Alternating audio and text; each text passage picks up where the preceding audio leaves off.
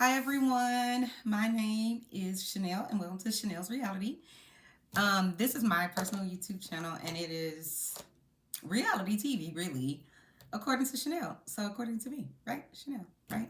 Um, if it's your first time joining, please, well, one, welcome for coming. Thank you for coming. Um, tell you a little bit about my channel. Like I just said, I'm Chanel and really this channel is based, it's how I view reality TV. So it's reality TV according to me. So I watch certain reality shows. Today we're going to recap The Real Housewives of Beverly Hills, season 13, episode 15. And I'm just going to give you kind of a breakdown of what happened in the show. And then love to have comments down in the comment section about what you agree with, maybe what you don't agree with, what maybe my perspective may have been a little off or on or whatever it is. Just go down in the comments and, have a little chit chat with me. And when I have time, I will chit chat with you back. Sure will. Um, but like I said, my channel is very new. I just got up to 50 people, so I can go live. These are the rules that I'm learning about YouTube. But nonetheless, again, thank you for tuning in. So I'm gonna try to get through this recap without going on a tangent because I'm good for that. Because I always want people here. I go to understand the complete scope and the context of why I'm saying what I'm saying because unfortunately reality TV it builds, right? So you see Kim Kardashian 2002 or whenever their show first aired, and you see her now, and if you've been watching from the beginning, you understand the progress and the process and why Courtney's a bit and Kim is, Team Kim. and Kris Jenner is all about her 10%, and Courtney, like I said, Courtney's already a big. Chloe, everybody kind of understands and likes because she's the most, I guess I would say, most practical, if you could say that family's practical. Anyway, so we're going to talk about Real Housewives of Beverly Hills, and I'm going to try not to go on a tangent like I just did with the Kardashians. So this episode picks up with Sutton crying in the room with Kyle Richards, the person that has been pretending to be, well, really, I wouldn't even say pretending to be Sutton's friend because Sutton is, at this point, Sutton, I love you, girl. I love you. Okay? I do. I do. I love you. But come to the front. Why are you still convinced that this lady is your friend? She has not done anything. Okay, maybe you need to show us. Show the people out here. Cause we don't see it. Again, Chanel, I don't see it. Cause see how I just got, see what I'm saying? I just got all hyped about it. It's so annoying because I hate someone just begging for someone's attention and their love, and that is how it at least comes across to the viewers. Sutton is that Kyle is playing you like she's played everybody else every single season. Kyle is on here this season talking about a friend doesn't ask me these types of questions about my marriage. Meanwhile, 2, 3 seasons ago, you said Kyle for however many episodes, basically the whole season when Denise was on that second season, I believe, that you know that she had some sort of sexual interaction with Brandy and kept having conversations about it. And, Denise, I wish you would just be honest about it. I wish you would just be honest about it. But yet you sitting on here talking about Sutton can't ask you the same exact questions, catch it, that Dorit asked. Two totally different responses. They asked the same exact questions. Sutton never said anything about Mauricio. Dorit did. But you didn't give her the same smoke.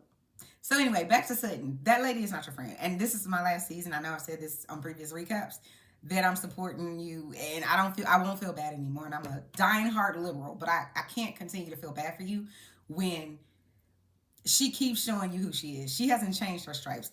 Kyle is a king cobra. She understands the assignment. She's been to this part of the zoo. There's a reason she's the last, quote unquote, last man standing. Because she continues to play people. And she has played you just like she's played Lisa Vanderpump, but Lisa was a formidable opponent, though. I'll give her that much. She definitely was. Um, she's Lisa, with the other Lisa Rinna. She's played her on some level. She certainly played Denise. She played Taylor. It's just on and on. The list goes on with all of the tragic things that Kyle has really been able to get away with that people act like they don't see. And shout out to Kyle because she was. I usually can spot a fake. I'm really usually good at that, but she definitely came across as great wife, great, seemed like a great mother, seeming like she was trying to save her sister, when in reality, that's the first person she did it on site was her sister Kim. Anyway, um, the people that have been watching from the beginning know exactly what I'm talking about. So, like I said, Sutton is crying on Kyle's shoulder about her friend Merce, I believe, who passed away, which basically, according to Sutton, this person was one of the three men in her life that, she really, really, really has, well, one of them that she was really close to, and she's lost. He unfortunately passed away, I believe. Her dad was another guy that passed away, but he unalived himself. And then, and then the third person for her, it's her husband. He's still alive and walking around, but for her and for a lot of people, when you get a divorce, especially one that isn't you didn't see coming, or one that was tumultuous, or according to Sutton, he just called up one day and said you need to get an attorney because you're going to be served. It was just like, oh my god, heartless. At least according to Sutton. Um, but again, so Sutton's having this hard time. They're all getting ready to go and spread Merce, I think is his name. Forgive me if I'm saying it wrong. His ashes. They are in, I believe, Barcelona, Spain, and they're on a trip. And I don't know about y'all, but this is bravo. Come to the front. What is happening with y'all's budget? Do y'all not have a budget? Listen, I'm happy that the lakes of Beverly Hills at least got to go to Spain, because everybody else going to Austin, Texas, and North Carolina or South Carolina, wherever the hell Married to Medicine went. It's just like, what is happening? I can't. Y'all need to increase the budget, because this is not Fabulosity. We tune in because we want to see people who are affluent, who are people of means, who are people who have lots of influence. Um, People who can get on a PJ, which is rich folk talk for private jet.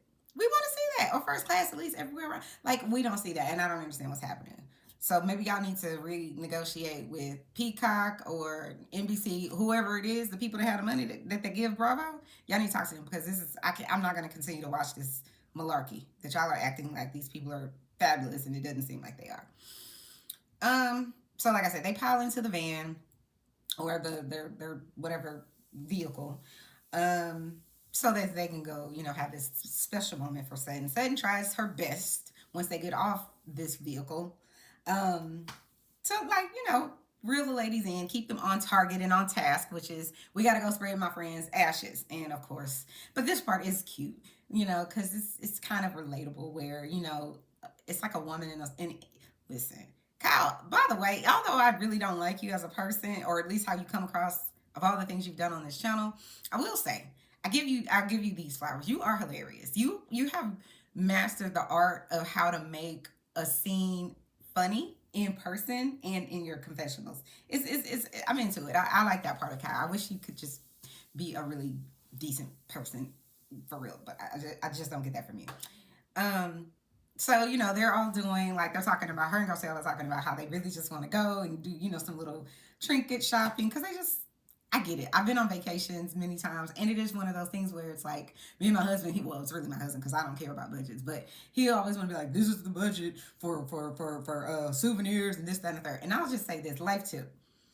In your 20s, and I would even say in your 30s, if you don't have children, if you have nephews, nieces, or other family members, your mom, your dad, whoever, right? People you love, you want to bring back a keychain or something, whatever it is, t-shirt, just stop, because people don't care. You spent your $18 on 5 shirts, $18 a piece, or $25, or whatever it is, and they don't care. They don't. They're happy to receive a gift, just like anyone else, but it's just, in my opinion, a real waste of funds, because I could use that for another excursion. I'm just saying. I know that sounds selfish, but I'm the least selfish person, in my opinion. I do care about myself. Let's be clear. I do think she, is made for 5-star hotels and room service. Catch it. Um, but I'm saying my experience has been, yes, the people like it, and who doesn't want to get a gift from someone that came from, whatever, some island somewhere. But I would just say this: the older that I've gotten, the less I care about that. Like, the people that I really love, or the people that will cherish it in some way. And I know you're not supposed to give so people can be a certain way, but I'm just saying, appreciate it is really what I'm getting at. And it's just so many people that just don't. And I'm not saying they don't because they're being assholes. It's just, it's not whatever thought you probably put into it, it's probably not going to be the same because they weren't there, so they don't really get it, if that makes sense. So, anyways, Sutton, like I said, she's trying to wrangle these women, and because she just this situation is very important to her. I think it comes across that way. I will say that too. I was just like, these ladies have shopping addictions, and I do feel like if I had a large amount of disposable income, disposable income, I probably would have. I mean, I don't, and I have a shopping. Listen, it's hard for me. I'm just being honest. Listen, this is my reality, and in reality, I would love to go to Saks or Neiman's or wherever and just buy what the hell I want. That ain't my reality yet, but I'm working on it. Just saying. So once they make it to the area, they go ahead and they try to spread Merce's ashes. Merce again is Sutton's friend that we don't know, but I think he's some sort of, I don't know if it's legendary dancer. He was a person of note, I guess, in the dance community or whatever. And so that's the person that passed away. But according to Sutton, he was very important to her. Let's see. So Sutton says, and I'm paraphrasing everything here, but Sutton basically says, she gives the ladies the three people that I told you about already: her father, this guy Merce, who from what she says is very close to her, and then her husband. All of these people have left her life in a significant way, unfortunately. And she's sad about it, and she talks about it, and she, in my opinion, asked the ladies to be vulnerable because she was very vulnerable, and I just think in general, that's Sutton anyways. I feel like she lives in her feelings a lot. But I think also she does that because, I mean, I'm a therapist and a social worker, so obviously I've read the DSM, which is the Diagnostic Statistical Manual. I didn't read it in its entirety, kind of like reading the Bible in its entirety, but it is like the Bible for therapists or people in mental health. So when I look at people like Sutton, she just gives me um, unresolved trauma. That's what she gives me. But a lot of the women on these shows do. Let's be clear, because if you have your whole life together, you have a great husband, or you're a boss, or whatever it is, you've lived your dreams, you have great kids, whatever it is, you're at this moment in your life where you're doing well, you're living well, you make a good amount of money, you're educated, whatever your dreams are, right? If you're at that in your life and you feel the need to come on national TV, international TV at this point, and show all of the world your I liked it. So, for instance, the Kardashians, the way they've done it, and I think on some level the reason they've been so successful in it is because they are family. So that's the first thing. They know each other, genuinely know each other. So you're gonna get some element of real, especially probably the first 4 or 5 seasons. I do think most of it was real, but obviously it's produced, right? But they went through real life things. The reason that these shows now, in my opinion, aren't very real is because these people don't really know each other. Because Beverly Hills, the first few seasons, the people they had on actually knew each other. They weren't besties, but they knew each other. Kyle and Lisa Vanderpump actually knew each other. Who else was on? Um, oh God, Yolanda. I forget her last name. Hadid, I think is her last name. She was wealthy, but she was a model. Her husband's really, really, really wealthy. And at the time, she was married to another guy. I think his name is David. He's some sort of musician or something. He's a heavyweight in the music business, from what I could tell. And so Yolanda's husband was or is best friends with Lisa Vanderpump. So do you see how I'm saying it's like they're kind of all intertwined, and they all live in Beverly Hills. And then the other lady that they had on was Kim Richards. She's Kyle's sister again, right? And then the last lady was that one lady. Her family, I think, owns like the Palms, or they own some hotels or casinos in Vegas. It made for good TV. It made for excellent TV because they had the opulence, they had real money. And think about it like this: Kyle at that time was the poorest. Be clear. Kyle was the poorest. Just saying. So that's the magic that we need that clearly Bravo keeps missing the mark. But anyways, um, so Sutton asked the ladies to share and be genuine and just do this for her. So Garcelle goes and she states that she's gonna release because Sutton is releasing all of these things she's saying. And I think it's great. And it makes good TV for her to say I'm releasing these things. It's way more difficult to honestly do that. Because the thing is, Like I said, therapist, social worker, trauma doesn't have a timeline or a due date. It doesn't. So people run around trying to tell you, you need to get over it and move past it. You can't tell somebody to move past it. Their trauma. It's their trauma. Stop it. Knock it off. Stop telling people that. It's just, it's asinine. So stop it. Now, I'm not saying people need to walk around as a victim all day long. I'm not saying that. But I'm saying you're not in charge of someone else's trauma. And honestly, it's kind of re traumatizing them by telling them that they need to move on. That's not to say that you can't say, you maybe, well, let me say it like this. Because it's their trauma, like I said, you have to let them deal with it. You just, as the loved one, you have to move in a way that allows that person to feel safe and comfortable with talking to you if you're okay with that, right? So I don't want to be emotionally abused or used, rather, by other people because they're perpetually in their trauma or their grief, right? But think about it. How many of us would you apply that same you need to move on to someone who's a veteran, right? We would think, how dare you? And I listen. Shout out to the veterans. You're doing things that I won't ever be able to do. I won't have that type of courage, and I'm okay with that. I'm who I am. I'm serving my purpose, right? My purpose. That ain't my ministry. I support the veterans, and it ain't my ministry. I don't even want somebody to come to my house because I'm like, I'm gonna have to kill you. I don't want to have to do that. Oh, I probably shouldn't say that word. Sorry, scratch that. I don't want to ever have to be put in a position to have to do something like that. So I certainly couldn't be in the military. I'm not your girl. You know what I mean? But I said that to say that's people, it's understandable trauma because we attach someone being a hero to it, right? But just because you survived, some sort of situation like being in the armed forces doesn't mean that if you survive childhood trauma, which could be, your mom never telling you she loves you, or overlooking the boyfriend she moved in and he's touching you, and whatever it is, your daddy, leaving your mama leaving your daddy, your parents being abusive, the bullies at school, on and on and on, being poor, whatever it is, it's the same. You can't measure trauma, and to me, trying to measure someone's pain, that's to me cruelty. But that's me. Anyway, moving on. So I think you gotta just let people be who they are. And then if you don't have the words, just don't say nothing. Because people, there's lots of well-meaning morons in the world. They mean well. They do. They mean well. But they say things that they don't realize are problematic. I'll say it like that. So Garcelle goes up and she says she wants to release her father issues or dad issues, where she discloses that her dad left when she was 3, I believe she said, and didn't return again until she was 14. And she said, and I'm paraphrasing here, that to the effect of something like that really impacted her, and because of that trauma, it informs in some way how she guards her heart, right? And then, if you've been watching the show, or if you haven't been really watching the show, but if you have, you would know that Garcelle disclosed that her husband, that she thought, and I'm not laughing at her pain, but it's so sad. Her husband, that she felt like she found like her Prince Charming, the best man in the world. She literally, that's what she says, and I believe her.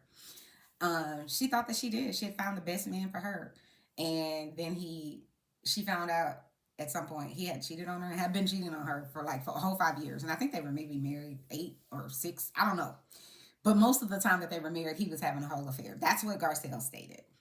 And so she wants to let that go because she says that's why she guards her heart, and she can't really let anyone in or really fully trust. And I get that.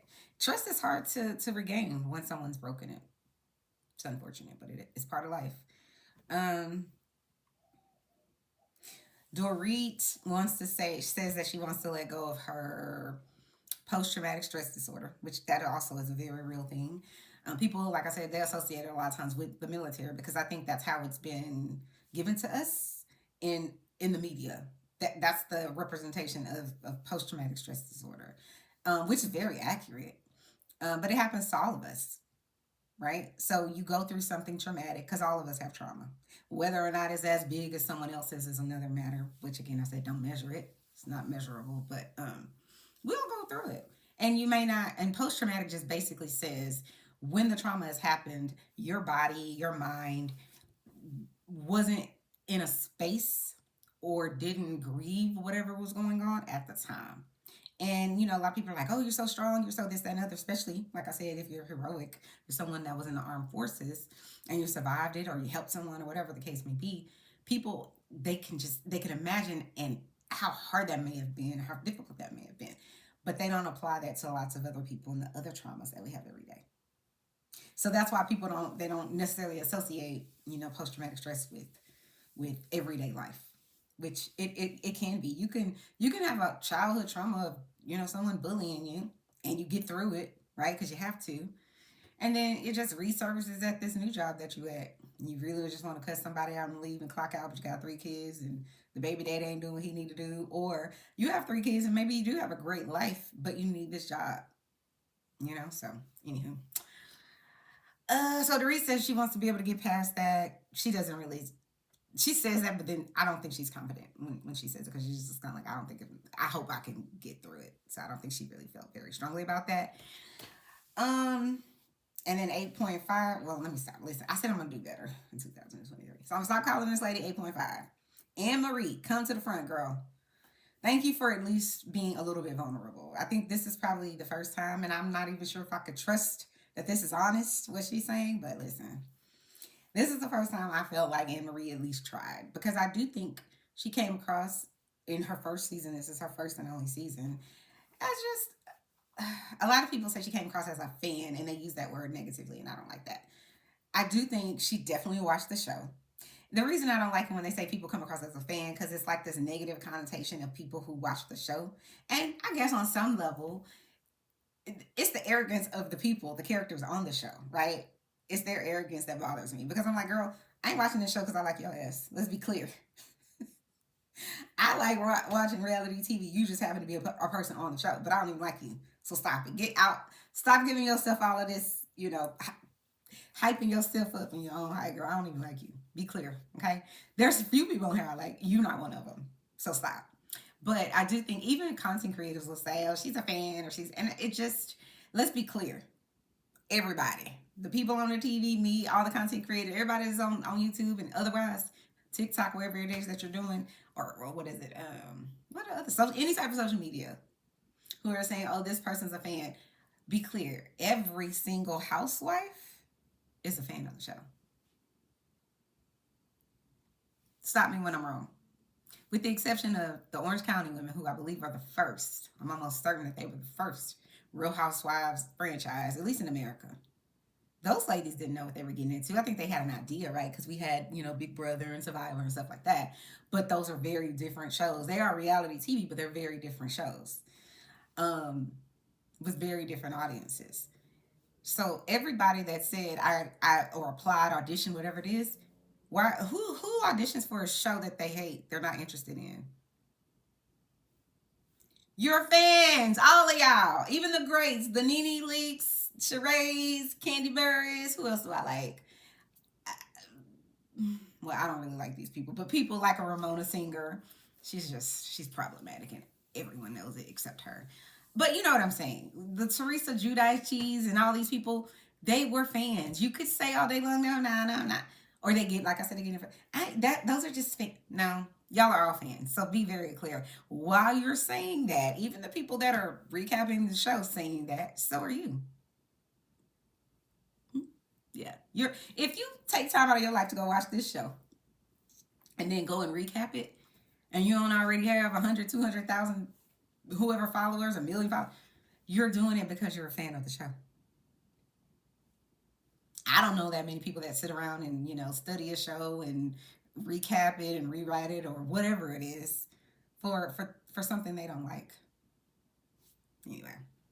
So Annemarie, she basically says, she's gonna, I feel like she was basically saying I'm gonna be a little more honest about who I am and open, and because I do think she came on this show wanting, like a lot of people, you want the world to view you in a certain way, and I think Annemarie comes to the front, girl. You can come on my show. I invite you to come on Chanel's Reality anytime you want to. Okay, love to have you, and any of the housewives can come. I love y'all all for different reasons, but some of them they're questionable. But anyways. Annemarie, I think, like a lot of people, but maybe more than others, really was sure of herself. very much felt confident, but had zero self-awareness about how I can guarantee you, Annemarie thought she was going to come across a specific way. Even in her interviews, I can guarantee you, she thought she was still coming across in a specific way. And she missed the mark on what she was trying to do because we clocked it because we're not idiots. We're not drones. We're not the fans that we're talking about, right? We're not. Yes, we're people who like this TV show or this realm of entertainment. But just because we like this realm of entertainment does not mean that we're not educated, intelligent people. Okay? Her. I got that from Tamar. Love you, Tamar. Shout out to Tamar. She has multiple college degrees, advanced ones. So I'm not dumb. I'm a lot of things, Some people don't like me, but I don't really care. I feel like if you don't like me, something wrong with you. That could be, somebody might see that as narcissistic, but it is what it is. I'm not perfect, but, I'm a kind-hearted person. I love helping people. Spend my whole life, really, my whole adult life, in service to others. So I think I'm a pretty cool person. But just because I think that does not mean everybody that comes in contact with me, although I would love for this to be true, is going to feel the same way about me. Why? Because I'm very opinionated. You're not going to just tell me anything. I'll listen to you, but also at the same time, if you're saying something dumb and stupid, I'm going to, I'm just a real one, right? I've tried, listen, I try working on not being so, what people make view as judgmental, but to me, it's just me being honest with what I see, right? And I think, it could rub people the wrong way. And I understand I'm not for everybody. This is Chanel's reality. Let's be clear. Just saying. So back to the show. I think that Annemarie really was confident. It's just when you go back and you watch the after show and it's like, oh girl, you're doubling down. She doubled down on that whole 8.5 thing. It was a badge of honor, and then it became, well, my husband didn't really say that. He really was saying that I really was a 10. And so she justified it because her husband, when he got home and he heard about all the people saying, how dare you call your wife this accomplished black woman, lives in Beverly Hills, 8.5. Because my thing is, if he's saying you 8.5, what the other 1.5? Because he getting it from somewhere, sis. I'm just saying. He's saying to you, first of all, you shouldn't let your husband rate you. They're going to rate you because that's what men do. And what our toxic society has taught them to do, and us, is that, our value is in what we look like. Stop me when I'm wrong. Just saying. And obviously, Annemarie has bought into that for herself. Not only what she looks like, but her value is in what society says should be valuable to her, right? So that's why you see her parading around and being mad at Crystal for 3 or 4 episodes, because Crystal's like, no, sis, you said you was a doctor and you're not, okay? Whatever. So that pissed her off because why?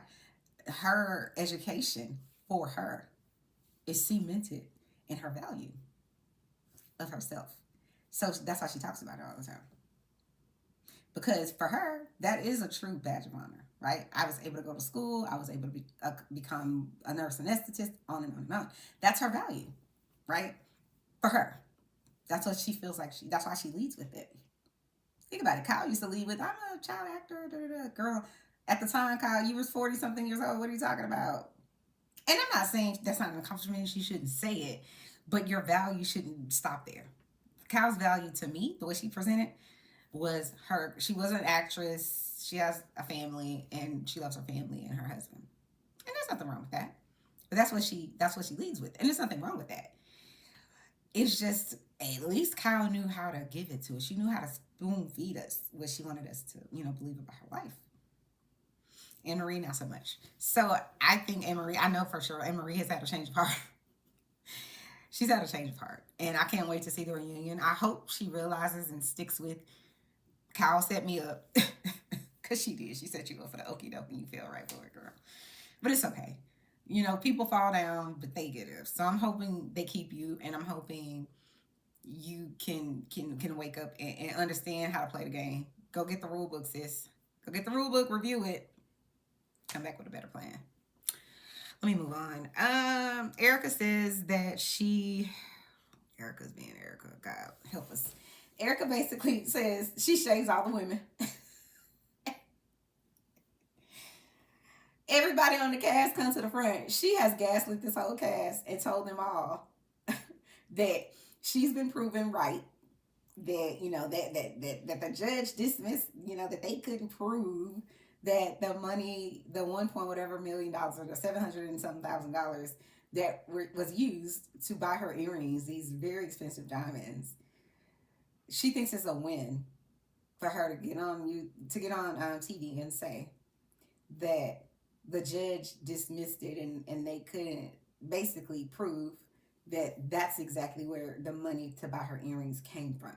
She's saying it with happiness, elation, and snarkiness on top of that too, and it's sickening. It's sickening. I understand that Erika's had a tough time. I do. I can even empathize. I can't imagine that you living a whole lie and don't know it.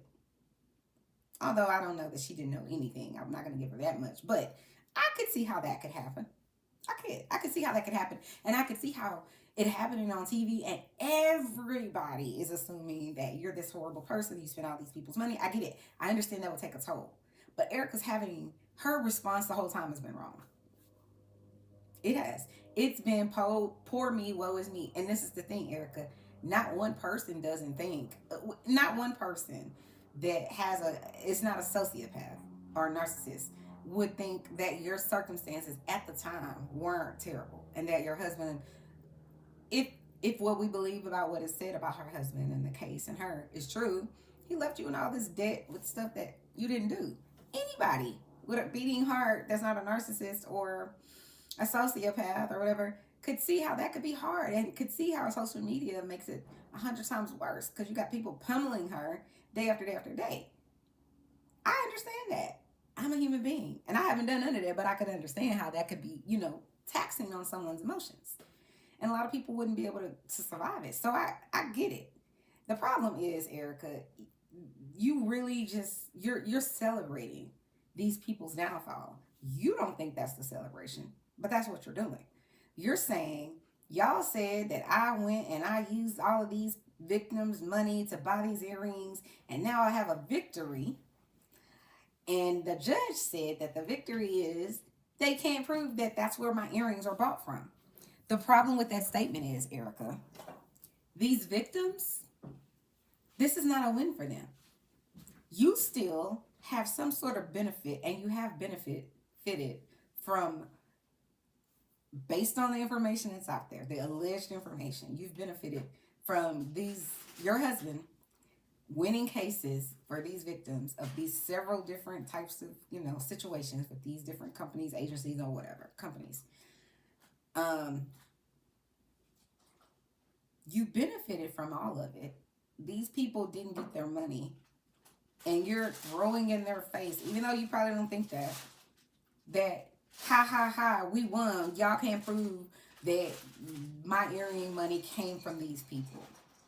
But what are the victims having, sweetheart? They don't have their money. And you're laughing in their face about them not being able to get their money because you won the appeal.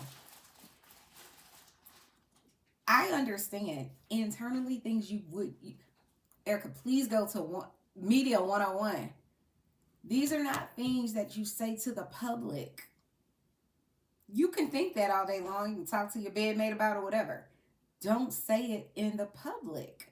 I understand why you may see that as a win for you because you feel like I've been pummeled. But sweetheart, you have not even an ounce of the pummeling that these people have dealt with.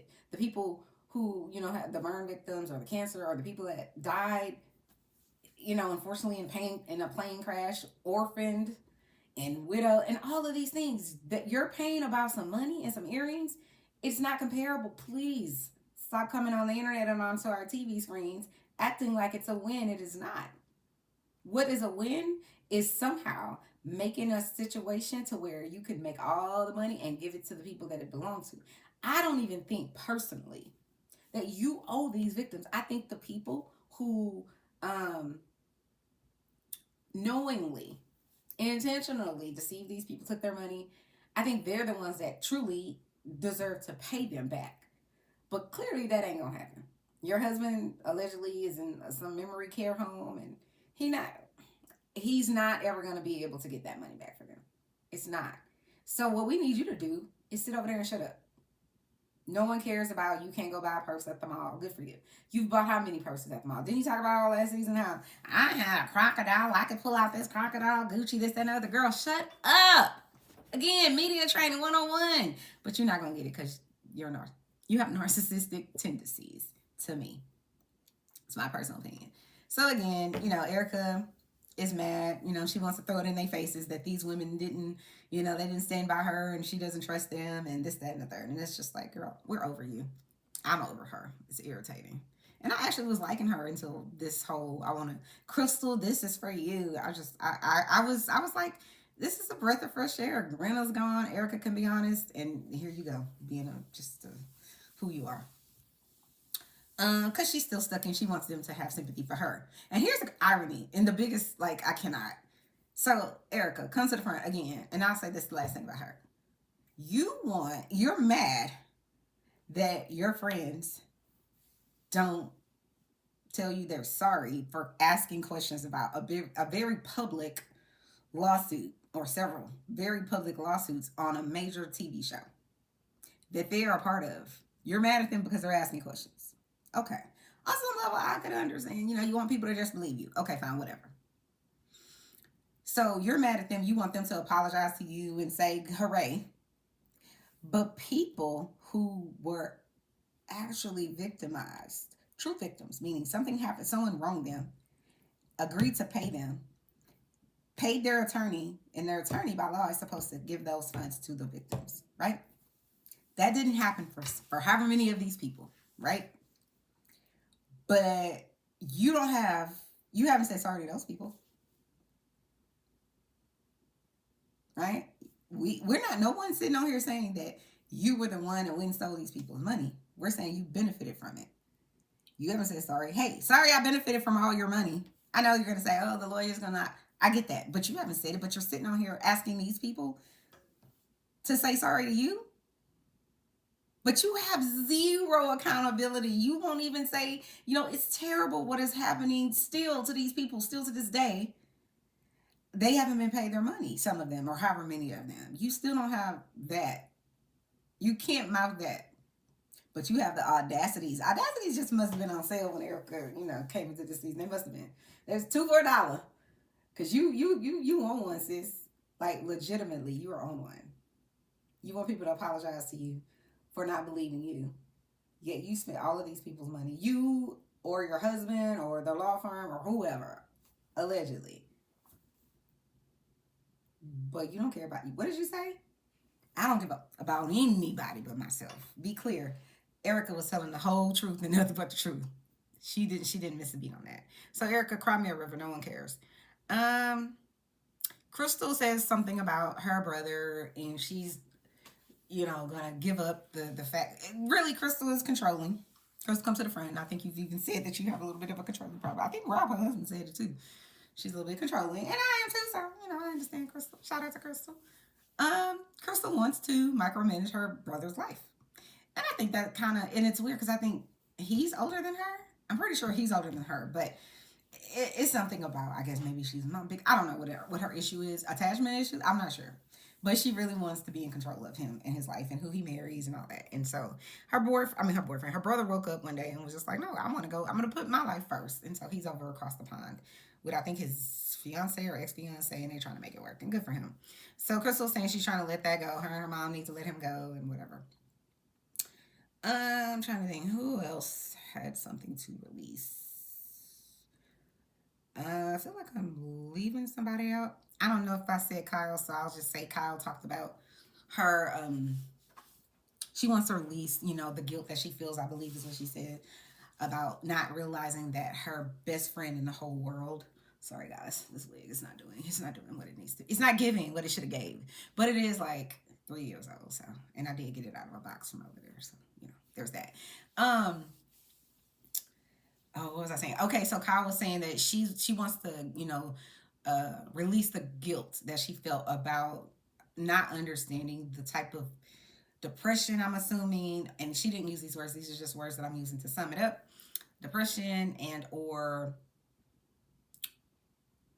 SI, So the S word, ideation, that her friend clearly was suffering with, she didn't see it in Kyle's mind. She didn't. She feels guilty because she didn't know it. She didn't. I guess she didn't know it, and so therefore she feels like she wasn't maybe present enough. She wished she would have known so she could have helped her friend. And that's what it's rough. And I always talk whatever about Kyle because I do think she's a king cobra, and I'm not going to change it unless she changes her behavior and says sorry to so many of those people that she's wronged, in my opinion. But I'm a human being and I can have empathy. I can't imagine. And of all the people that Kyle kind of shows and has shown on the show, I never saw her truly as any one person's friend. She just feels like she has so many that I'm like, it's almost suspect, And I'm like, well, I admire that if it's real, but it just doesn't seem very real. And also too, you're on a TV show, so if these people are your friend, TV friends, I'm not saying it's impossible, but I'm just saying I would always wonder. It's sort of like, who can you trust that wasn't already down with you before you got all the money, before you got the fame? That's what I mean. So it's just like, if all of this money went away and all your fame went away, with these, how many of your friends would still be around? Erika said that. She said she found that out real quick after that Tom scandal, whatever, got on her. She's like, and I'm paraphrasing, but basically they all scattered. So it was very interesting to see Kyle talk about how close she was with this particular friend. Because I never even heard her mention this lady, which is very, very interesting that I never even heard her mention this lady. So I wouldn't have known. But the things that she said that this lady was, in charge of, like, I think she was sitting down with a therapist or something on one of the episodes, and she was saying that, she basically, if something was to happen to Kyle, this lady would be in charge of her kids, finances, and all of that. I'm like, wow, that's a real one, meaning y'all are real friends. Because Mauricio ain't in charge. The friend, I'm just saying. No shade to Mauricio, but I'm just saying, I would think that, hey, but she's known this lady way before she knew Maurice, so I guess it makes sense now that I think about it that way. So I guess the ladies go back to the hotel. Yeah, it's kind of day I'm having. It's not a hotel. It's a place that I would be like, excuse me, get me out of here. I'm a celebrity. That haunted castle thing they living in, it's again, Bravo, what are we doing? And Sutton, what the hell were you thinking? I can't. I would have immediately found the Four Seasons, the Ritz. I would have found some nice hotel. I cannot. Anyway, I just don't believe that there wouldn't have been some beautiful hotel overlooking the water that I could have went to, that these ladies could have gone. I don't understand why they were staying there. But anyway. Like I say, they go back to the villa or whatever it is where they're staying, and they get ready. They're gonna go dancing, and they all have to wear like these red dresses, and they kind of flash back to Sutton bringing people over so that they can learn this dance or whatever. And so they go, they get back in the van. There's some silly deal made about Kyle's dress being not red enough. To me, it didn't seem on camera to be a big deal. But it was kind of a tangerine. It was pretty. I just didn't understand why anyone cared. But I guess if it's I take that back, because I would be that girl. I would be like, I told everyone red. I gave them 6 weeks to find a red. Like, that would have probably been me. I'm trying to do better. Listen, self-awareness. I know this is how I am sometimes, so I can be a little extra. But the ladies meet, like I think I was meaning to tell you guys this earlier, when they met Sutton's friend, the one that's kind of like, he's not hosting them, but he's the one that, they met up with, and they, I think they had gone out. No, he brought some like those, what do you call those people? Oh God, erudite, I think is what they were called, onto the show. These people that are supposed to be like so highfalutin and, intelligent and whatever.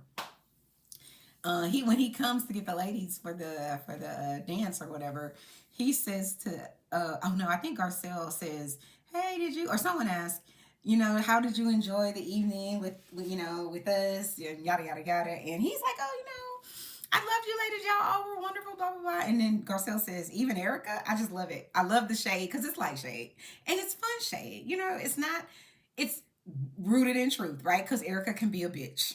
Let's just call it what it is. Sorry, Erika. I don't mean that in the most worst way. I'm just saying you could be a bit harsh, and it's who you are, and I accept you for who you are. I think you've done some dirty things with the victim stuff, but be who you are.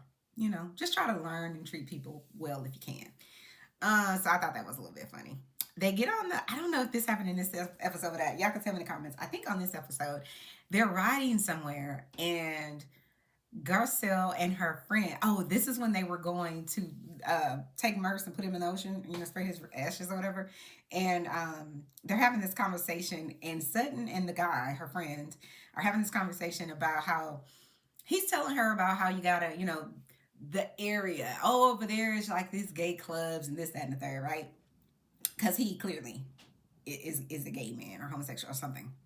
I don't know, but he likes men. That's what is evident.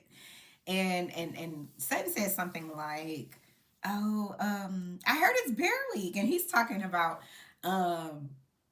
he says something about how there's part of wherever they are. I think they're in Barcelona, where you got to swim to this area to go and make out. I don't. I guess if you're 22 years old, maybe that might be cool. No, I don't want to do all this extra stuff. I want to eat out. I want you to take me to fancy restaurants, take me to fancy shopping. Listen, let's be clear. I don't even need you to take me. I'll take me. Catch it. It is what it is. I'm gonna have fun regardless. But ideally, that would be cool. Spend your money, not my money. So I don't want all that extra stuff. Now, it could be fun, but I'm like, I'm not doing all of that just to go hang out with you. But I get the sentiment behind it. It's kind of like a little spicy, a little adventurous. So I do get it. But then Garcelle says something. She says that she had a show, I think a radio show or a night show or YouTube show, something, where she was saying that that Andy Cohen came onto her show, and she asked him if he was a top or a bottom or something. And forgive me if I get this wrong, because I don't know. And Andy said, "I'm a power top." I said, "I know that's right, Andy," because I don't listen. I am the girl that I want to have a conversation with like people that do that kind of stuff. Because I literally in my mind I can't understand it, because I'm not letting nothing go back there. Like, wait, for what? Stuff comes out of that. So that's the thing I can't understand. So if I was a man and I was gay, I'd be like, I can only give BJs. I can't take anything. I'm not gonna be. It's not for me. I wouldn't be able to do it. So I would probably end up alone. Because that's a painful thing that is not. Listen, well, I'm sure there's somebody who's gonna say no, it's not. Because I've heard people say, it has so many what do you call it, nerves or something back there, and there's some sort of great orgasm that happens, and I'm gonna have to go with yes, that's probably true, but I just don't know. So I gotta get through all the pain first, like,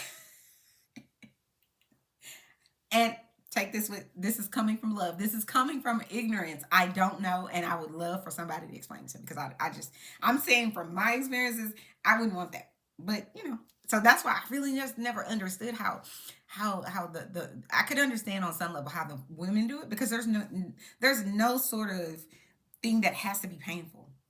You know what I'm saying? It might be a little uncomfortable the first time or whatever the case may be, but I don't know. Maybe it's adjacent to that. I don't know. Anyway, moving on. So the ladies, they go, they do the dance.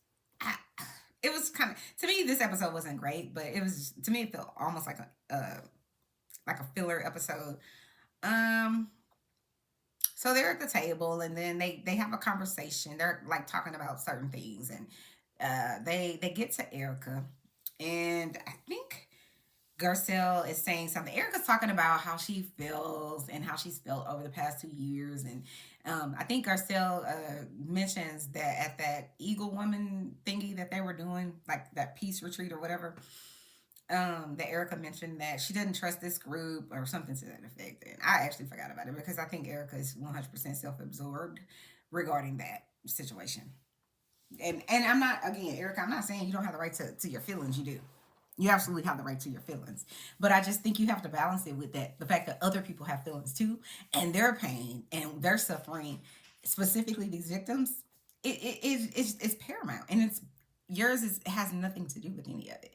I understand you have pain and people have, you felt like, let go of you or cut you dry or didn't stand up for you or whatever. I'm not saying you can't have those feelings, but it can't supersede people that lost their families.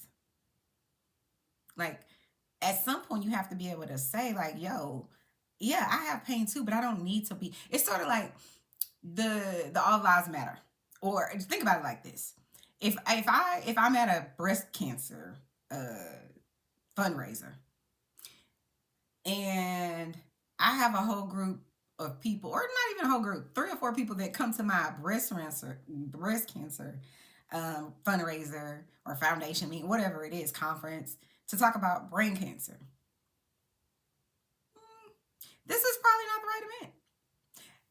It's not saying that brain cancer doesn't matter. It absolutely matters. But that's not what we're talking about here, right? We're talking about breast cancer. So when it's your month to talk about brain cancer, that's when we'll talk about brain cancer right now, Erika. It isn't your moment, sweetheart. Yes, things are happening to you. Things have been happening to you. But things have been happening to these people, illegal things, for years, allegedly. So I'm going to need you to take a back seat, sis. Have a seat. Sit down. Mm-hmm. And don't get up for a while. Leave these people's names out of your mouth. And when I say names, the word victims, that you hate that word, leave that out of your mouth. Let these people be. Just don't mention them. Don't say anything about them at all. Period. And don't say anything about how great your life is going because you've won these, alleged or temporary cases in court because someone can prove something. I get it. It's a win for you. But people who've been victimized in the way that these people allegedly have been victimized don't need to hear you talking about how you've overcome something because they're still suffering. Like, get a clue, sis. Um, Again, Annemarie does this whole thing where she doesn't understand, and it's like, Annemarie, that's why people keep saying you're a fan and you came on as a fan and whatever else. And although I hate when people use that word that way, it gives you watch this show, which I ain't mad at her for doing that because that's what you do when you go to for a job. You don't research the job, so stop it with the people who are acting like, oh, she's such a fan. Of course, she watched the show. Who goes into a job knowing nothing about the job? Like, stop it, okay? But Annemarie, girl, stop pretending like you don't understand the history. I don't understand what's going on. We all know you understand, just like we understand you understand. And if you didn't, woe is you. But anyway, I do think that's that producer person telling her, act like you don't know. You want to try to get it out, and you can maybe escape someone's wrath by just saying, I don't understand. You fully understand, and we understand that you understand, sis. Didn't I tell you we're not idiots? So stop it. She basically wants Erika to say what these women have done to her because they want to keep that narrative going. And to me, it's really silly and stupid. And I don't even care to talk about it because it's just silly and stupid. And I think we shouldn't be focused on what Erika's gone through in terms of this situation. I love the thing that I do like that we can talk about. I love to see someone overcome. So, like I said, Erika's, whatever her gripe is about all the things that have happened to her as a result of her husband and whomever else, I'm not saying those things aren't valid. It just has no place on TV when you have those people who actually are truly suffering and have been suffering all of this time and you have not. So get in line, sis. You haven't. And I get it hurts now or hurt last year or whatever. I get all of that. But it doesn't have anything to do. Those people lost their lives, some of them, or their family members' lives. And some of them are still suffering for some of the things that happened to them. So it's like, get in line. There's 100 of them or however many. So no one wants to hear about what was me. What I do want to hear about is, and I can get behind is, you have now turned over a new leaf. You have a residency in Vegas. I can support that because I can say, you know what? She was using these people's money all these years. She may not have known exactly the way that the money was getting to her account, but she knows she was using it. It's clear now because that's what Tom Girardi's firm was doing. They weren't giving these people their money. That's what's being said, anyways. So I like it that, you've turned over a new leaf. We in America or in the world, we love a comeback story. And people love, this is the thing, people love to beat you down. Or really, they love to build you up, tell you how great you are. And then the moment you do something, you stand out of line, you step out of line. It's like Jackie from Dr. Jackie. People love to have her on that pedestal of Dr. Jackie. She's the Saint Jackie. And the moment she steps out of line and doesn't do or have the words that we think she should have as a doctor. But I've always felt like that about Dr. Jackie. It's nothing new to me. She rang phony and fake season one, what? Season one, scene one. I could see it from a mile away. But it's kind of like that. But the difference is with Erika. Erika has herself on a pedestal. But I'm saying this. I think that it's good for her to be able to come back, regroup, and someone give her another opportunity. That's really what I'm getting at. Because then she can have an opportunity to have another chapter in her book of life, you know? And I'm not mad at that. I'm not a person, I'm a person that I can move forward, right? There's some things that are so disgusting I'm not going to move forward with. But I don't think that with Erika's situation, she's all the way wrong in every circumstance. I do think she's wrong with the things that she says. I think 100% she's wrong with how she acts. I think this whole time, verbally, in what she said to the press, even the small things, all of it's wrong. And again, if I'm her PR team, I would not have allowed her to say half of what she, not even a 0% of what she said in the way she said it. But I don't even think it's them. I think Erika, it can be controlled. Because she feels like she's wronged. She's been wronged. And I'm not even saying that there isn't a part of this situation that she hasn't been wrong. She has. But girl, it's not the same as what happened to these people. So stop acting like the biggest victim on planet Earth. Like stop it. Um, let's see. I think that's basically it. The only other thing that I really want, oh, Sutton was being shady at the end because at the table, Erika, they're talking about her Vegas residency and whatever else, and Sutton is the most passive aggressive Sutton girl. But I, on some level, I do relate to Sutton because I can be very passive aggressive. You know, I'm a work in progress. At least I know. Okay, I try not to, but I'm not always right. Right. But yeah, Sutton is definitely passive aggressive, 100%. So she tells Erika, she's like, Erika, we're so proud of you, and I want to raise a glass, and I want to toast to Erika, and her residency, and blah blah blah. And then she says, although all of us, and I may be saying this out of order, but this is what happened. Although all of us didn't receive the same type of an invitation, and not all of us even received an invitation, but I'm sure we'll all be invited. And, it's just like it's hilarious. It's good TV, because it's snarky, and I like it, and that's what I feel like is it's passive aggressive, but it is fun shade. You know what I'm saying? I know that, and this is the sad part, but it's true. I know that Sutton is her feelings are hurt about this. She ain't gonna say it, but that's what's happening. She felt away, and I would feel away. Who doesn't want to be included? I mean, I probably wouldn't feel that way for long because, listen, anything that I'm a part of, I feel like it's improved if I'm there. What's the guy say that I can't stand her? Any chair I'm sitting in is the baddest seat in the house. Okay, be clear. I don't have a self-esteem problem. I don't have a self-esteem problem because I feel like I said, you don't like me, that's on you. Something wrong with you. But I do identify with Sutton and her strategies because I know I could be a little bit like that way. Because I don't want. I guess it's that ego, the Leo ego that I have. It doesn't really allow me to show it. I could be vulnerable, but not in that way.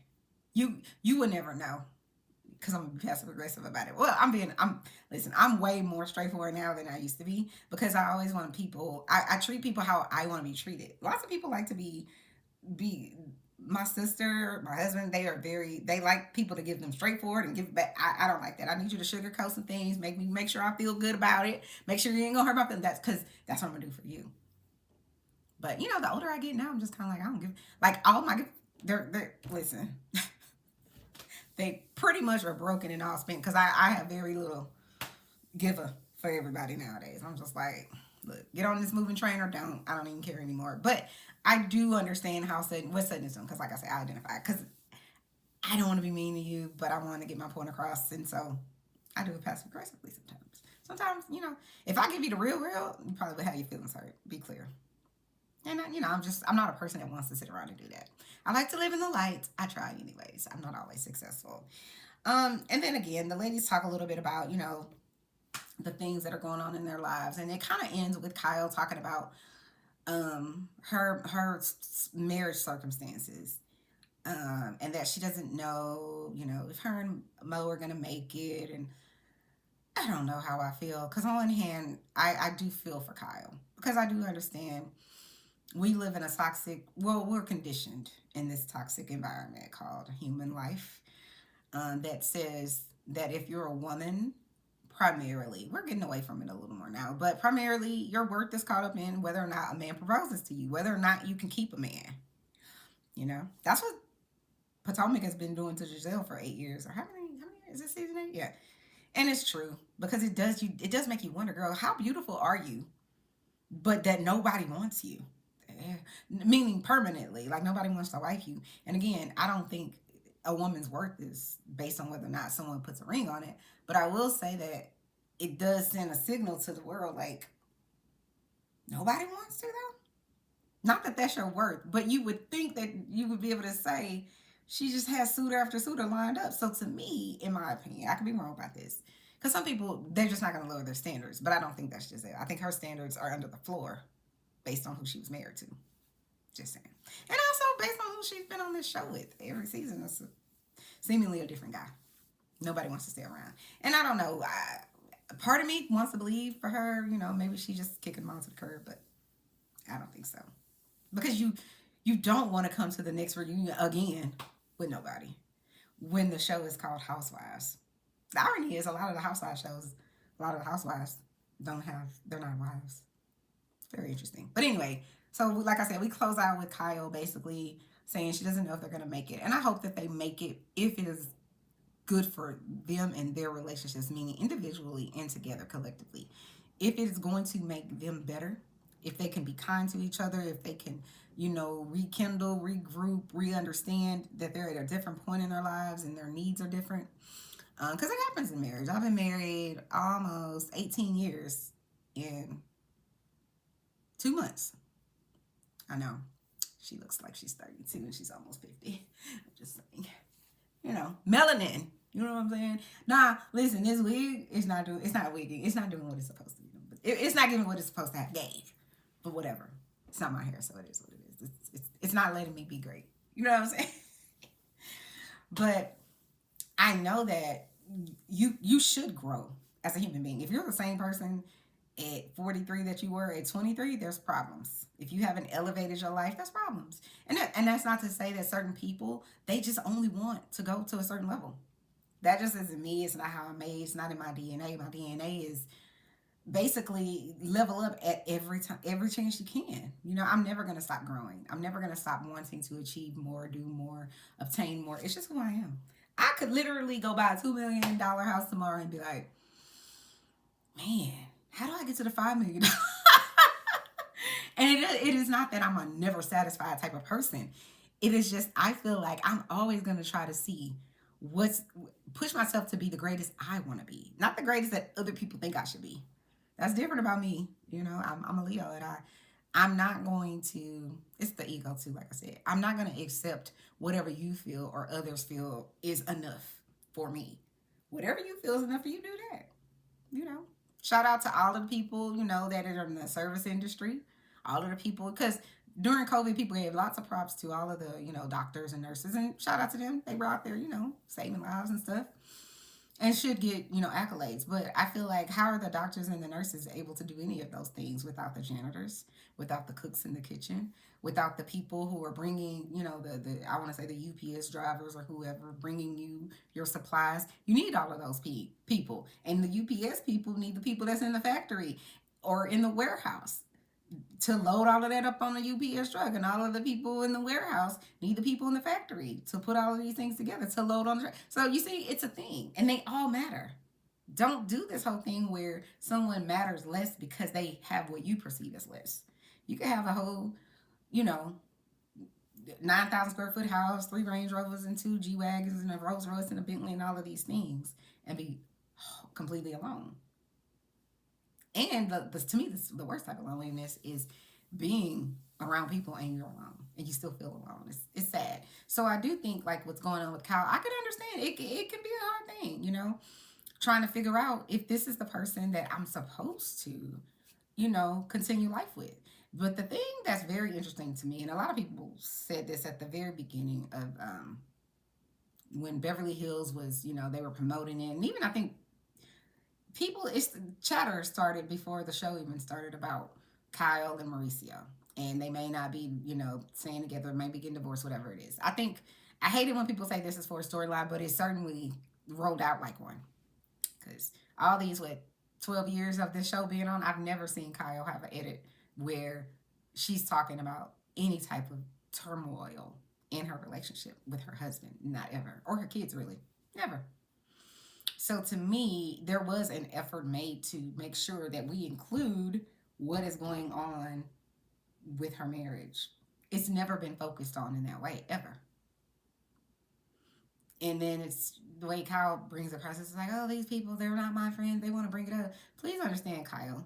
We know that you have a heavy hand in producing. We know that you have somewhat of a hand in the editing that happens because I don't know another housewife. And one of the greatest to ever do it is Nene. And even Nene had issues in her marriage. The difference I feel like is everyone has issues in their marriage. Nobody is agreeable all the time. I would say 99% of the time because you're different people. Period. So there's going to be things that it's not like we got to break up and get divorced about, but there are going to be arguments and things you think aren't fair and you want it to be a different way or you don't feel heard or whatever it is.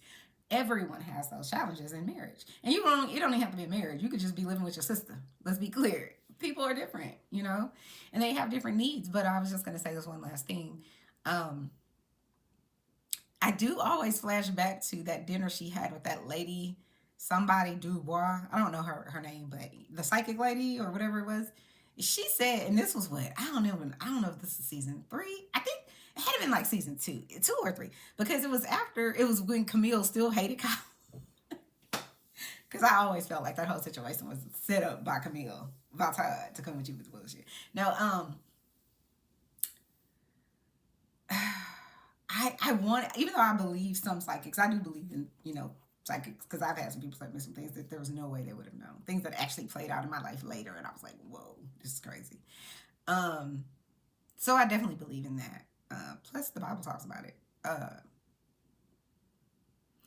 But I wanted to believe that wasn't true. I wanted to believe that the lady was just messing with Kyle and just being an asshole, or a bitch to her or whatever. I wanted to believe that. But it's like, dang, the accuracy, Lord Jesus. And you want to believe it. Oh, it's just a coincidence. But exactly what that lady said is happening or has happened. She said, whenever your children are older, y'all are not going to have anything in common. He's not going to ever fulfill you. And I promise you, it's just like a prophecy. It feels very much that way. It's like, that is what we are watching unfold. And that's why it almost feels like it could seem like a setup, or, you know what I'm saying? Like, this isn't even real. A lot of people running around saying, oh, this is just a storyline is made up, whatever. I think a lot of things about Kyle, but I don't think, why wait 12 seasons to decide to blow up your whole family? It doesn't really make sense, unless my other theory is that there's a baby somewhere. Possibly. I hope that isn't the case. Because I'm like, if Kyle has ever believed 1 ounce of some of the stuff that they've said about her husband being, cheating or whatever, which I just haven't ever believed, but I do know, all people who cheat need is an opportunity. Be very clear. That's all they need. And she has a husband with what seems like a whole lot of disposable income in a very profitable business that takes him Johnson Jalavantine across the earth. So, is there a chance that he can? Allegedly, he likes to partake in different things, and so, is there a chance that he partake a little too much? A time or two. Is there a chance? What did Erika say her first season, that they would when Tom Girardi and her husband would go to the casinos or to Vegas, and they would send up a few back scratchers. Just saying. I do think things like that can happen. It's just a fact. It can happen. I hope for Kyle that it didn't happen and that it hasn't happened. But the only reason I've ever felt that it was probably all lies is because where are the photos? Every single man that we've ever seen on any type of housewives show where they got found out that they were cheating or whatever, it's always it's a DM, it's some sort of proof. I haven't seen anything. And maybe it's because I didn't, buy those type of magazines or whatever. But I just feel like it should be on Instagram, Twitter. Somebody should have been posting something. And I'm not saying I want that to happen, Kyle. I don't like you and your behavior, but I don't want anything like that to happen to someone. But I'm just like, that's the only thing. I'm just like, where's the proof? If I could see some proof, then maybe I could think, maybe he did it. I just don't see the reason he would do it, aside from just being horny.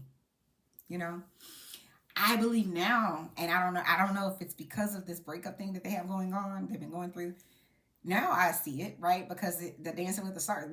This is the first time we start for me that I started seeing some sort of evidence that something is afoot in Beverly Hills. Okay, regarding Kyle Richards, Umansky, something's afoot.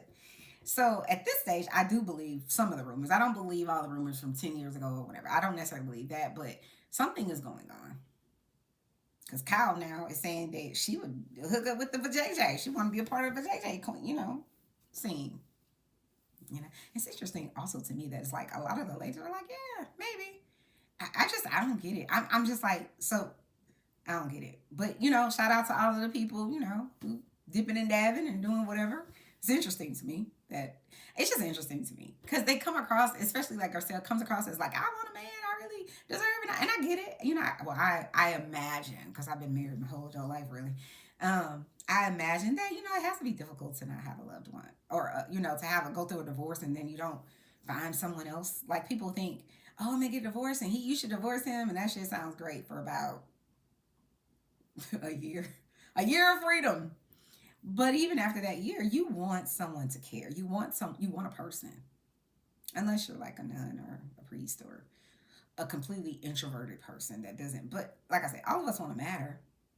Might not want somebody in space every day or whatever, but you do want someone to like want to hang out with you, want to, come scratch your back like Erika said. Every once in a while, you do want to feel that way. All of us do. We all want to matter. We're emotional creatures. So these people talking about they don't need nobody else, you do. We all do. It doesn't mean that you need someone right now or that you need someone every day, but we all want to feel love. That's what it is. So anyways, guys, that's my recap. Let's get down in the comments. Tell me what you think about this episode. What you think about the all the ashes that blew back on the women. I didn't really talk about that. What do you think about, Erika Jayne's perspective and her victim mentality that she keeps pushing down our throats and thinking she deserves an apology? It's annoying. Or do you think she's, right? Are you happy for her in her Vegas residency? Do you believe Kyle? Do you agree with me about Kyle? Do you think Sutton is, what's the right word? Sutton really likes to be passive aggressive. Do you think she is? Or do you agree with me? Do you not agree with me? What do you think? Do you love Garcelle and Sutton's friendship? Do you think it's real? What do you think about the guy saying, and what Garcelle said about, Andy being a powerful top? Andy, comes to the front. We ain't know. Thank you, Garcelle, for that tea. What do you think about Dorit? Does she need to be on this show still? I as much as I can't stand Dorit, I still like Dorit. I don't know. I never really had an issue with her really until she started with the microaggression stuff. Didn't really ever have a true issue with her, and even and the whole like force fight, because I just feel like she got into that situation with Kyle and Erika and Lisa and all them. And it almost felt like they took out Dorit's brain and she just became a Stepford wife. Because I'm like, where's the Dorit that was on that boat in Hong Kong and saying, you're not that interesting, Erika. Your code is ice, Erika. She was reading Erika for filth. I'm like, I want her to come back. I'm not saying that I want someone to come be me, but Dorit was matching Erika's energy and winning, okay, all day long. So that Dorit is, I was like, all day long. So that's why I didn't really understand why people didn't like her. But I get it now because you became this person over here. And it's like, stop being a girl. We're all original. Stop being a copy, sis. And understand, Kyle has now kicked you to the curb. The whole curb. Kyle acting like she don't know you. She's like, I don't know that. That's so ghetto. But really, that's what's happening in real time. Kyle talking about she only went on one vacation with you, and meanwhile you over here talking about me and Kyle are sisters, and we live and we go on vacation together, and she's like, I don't know that. That's why I say King Cobra. That's King Cobra behavior. She used you up, and now she don't know who you are, girl. Anyway. Thank you guys for tuning in to Chanel's Reality. Please, please, please like the video. Subscribe to my channel if you have not. Share the video. Hit the notification button so the next time I go live, hopefully I can go live tomorrow or maybe the next day after that. But when I go live, you'll get notified when I post another video or upload some different videos. You'll get notified and you can be a part of the Chanel's Reality. Bye, guys. See you next time.